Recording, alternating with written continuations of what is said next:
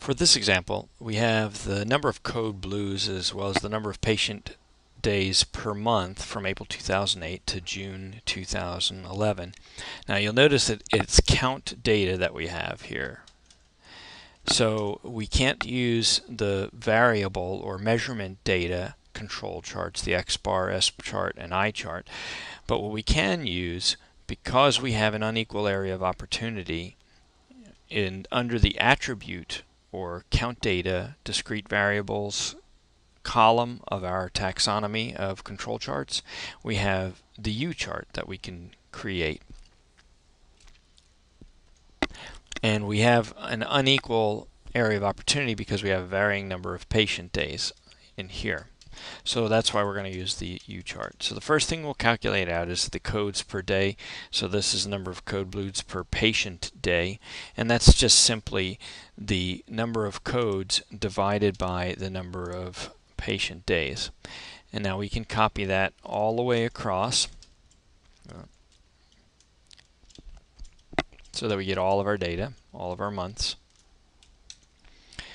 And you'll notice that they're all different.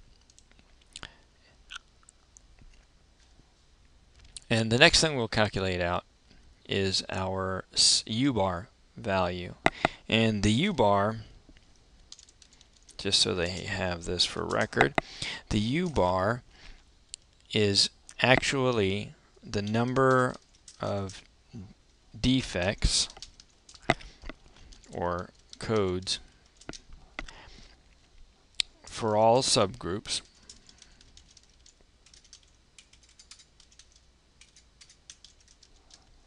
divided by the total number of observations.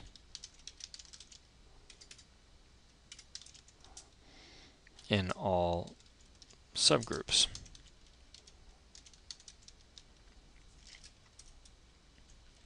So for us, we're going to take the sum of all of our defects, which is our codes, and we're going to divide it by the sum of all of our observations, which is our number of patient days. And here's our formula.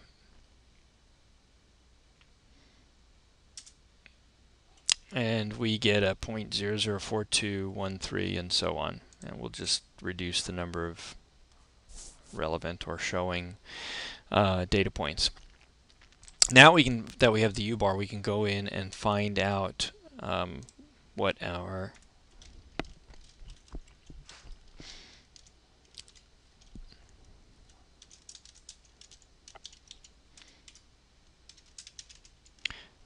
sigma value is. So our sigma value here is equal to the square root of our U-bar divided by n. So this is the n, though, for each day, which is our number of patient days. So as you can see here, our number of patient days changes, so our sigma is going to change. And we're going to copy that formula all the way over. The way I'm doing this is I'm hitting Control-C on the original formula, and then after I highlight all of the cells, I hit Control-D. And as you can see, I had some errors. Why is that? It's because I forgot to make the U-bar a fixed cell reference. And just so you can see it here, the sigma is equal to the square root of U-bar divided by n. And let's put these here like this in red. So now I have the fixed cell reference. Let's go back and actually copy those all over again. And now you see that we have some real values in there. And you'll notice that the sigma has changed. So think about what that's going to do to our control limits, our upper and lower control limits. So now we need to build our table that we're going to use to build our chart. So we want to get the codes per day. So we have that value here. We can just copy those. This time let's paste the values so we don't have any cell reference problems. But you see they are the same. The ubar, that one, we're going to copy straight from over here, our value. You could just as easily type it in. We're going to hit F4 and you'll see the dollar signs pop up to indicate that that's a fixed cell reference. And we'll highlight all of these cells and copy that as well. So our ubar stays the same. So how do we calculate out our upper control limit? The same way we've been calculating out our upper control limit. Here we're going to take our ubar. Remember the ubar, think of it, that's like our mean, that's our middle line.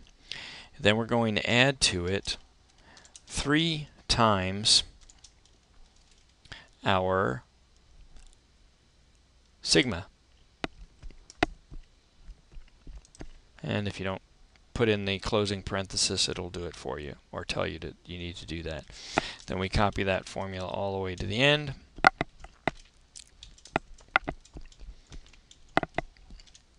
And just looking at our values, you can see how the values have all changed.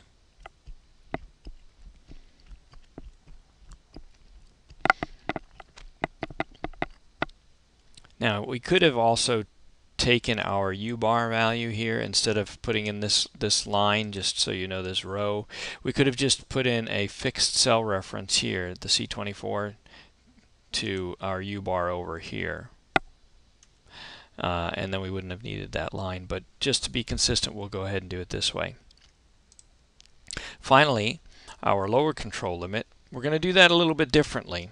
And we're going to use the max function. And if you open up your max equals max and then the parenthesis, hit your function key, you'll see what it tells you it is. It returns the largest value in a set of values, ignores the logical context. So in the top one, we're going to go ahead and put the same thing that we already put in to our